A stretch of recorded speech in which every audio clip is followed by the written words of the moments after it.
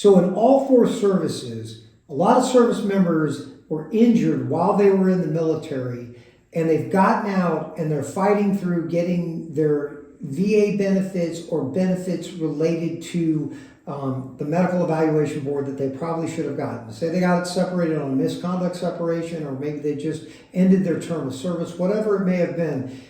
They really were hurt while they were in, and now they're having to deal with how do I get benefits from that when I haven't gotten VA benefits or my discharge is hurting me in the way that I'm trying to get these medical evaluation boards and get my percentages and things like that.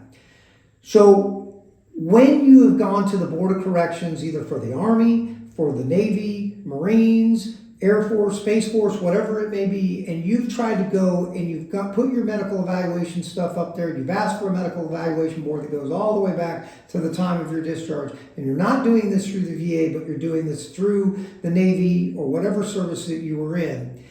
You put your stuff up, you do your DD 149, you've gone through our course that tells you how to do the upgrade, you've done everything you can, and you come back and you get a denial. Normally on a medical evaluation board, the denial is going to be based on one of three things. It could be that you just didn't meet the criteria because they say, hey, you don't have enough evidence. Now, a lot of people will just give up at this point. They'll be like, oh man, I just got to give up.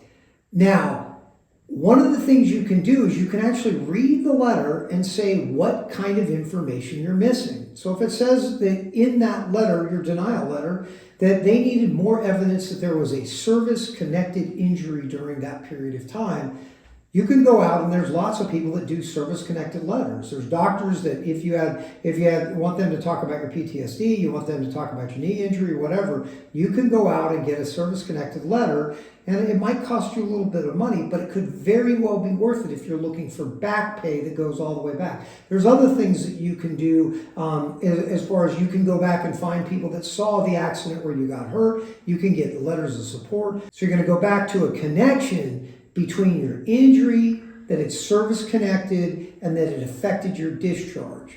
So that's one of the things you can do to go back, reopen your case. It's called new evidence, and you can go back and ask for reconsideration and say, hey, I know that you said this in my case, in my denial, but I want you to review it because I've got new evidence, and here's how it's going to affect this case. There's a second thing you might be reading in there, and you got to look at their, what's happening as far as your appeal.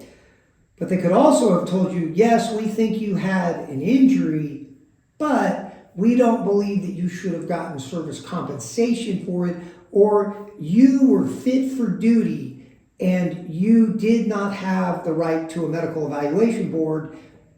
Okay, that's a different kind of problem. So what you've got to do is talk about what happened, the way you got out, and the things that stopped you from being evaluated as to whether you were fit for duty or not.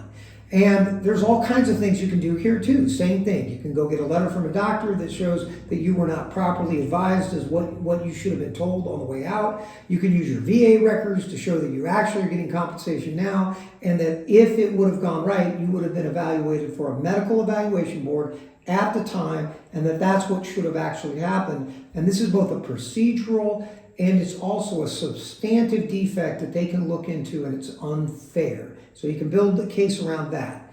The third thing you might want to look at for the letter is they say something along the lines that although you were both eligible because you had a service-connected injury, and you also may have been eligible for a medical evaluation board because you were going to be unfit, they're not going to give it to you because you had already committed misconduct prior to getting out.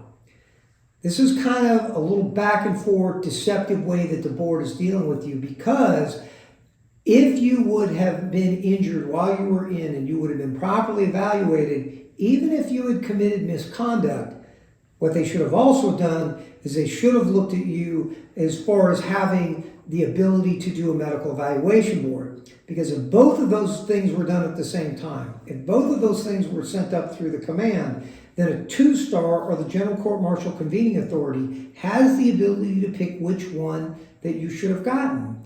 So what you're asking the board, you're saying, yeah, you're right, I may have been kicked out because I did this or that, but I also have this service-connected disability that was never evaluated. What I'm asking you to do as the board is to act as that two-star general that could have looked at these two things. And I'm telling you that it was more fair if you pick the medical evaluation board, and then I'm going to go back and ask for the back pay. I'm going to ask for you to re-look at it. And in a subsequent video, I'm going to talk about when you win these things, when you win this appeal, how you're going to actually be paid and how it's going to actually work once you actually get this medical discharge. I appreciate you joining our Access group. We've got links in a number of our videos, or just come to our website and take a look. Or you can just call me, 931-217-7648. You can text that number too, or you can email us at jphillipslaw22@gmail.com. And we're happy to work with you, help you, and we love helping veterans.